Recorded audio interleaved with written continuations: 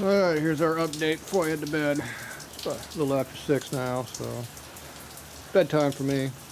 So this is our massive amount of rainstorm we're getting.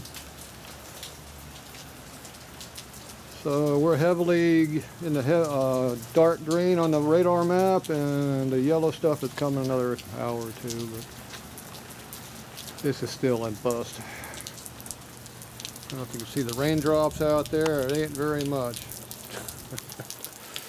So, pouring down here. You can hear it. Barely doing anything. So, the wind picked up though. See, it's almost doing something there on that tree. Look at that massive amounts of wind blowing up there. It's really going like crazy. Yeah.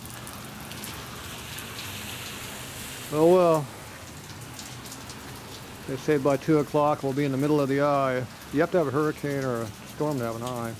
I'm not expecting it to be anything by the time it gets here. So they don't tell you what anything about wind speeds are. They keep claiming the high numbers, but obviously they're full of crap. So anyway, the yard's getting watered real good. Neighbor dog over there. There you go, out for a morning walk. Alright, well there you go. There's our big massive storm.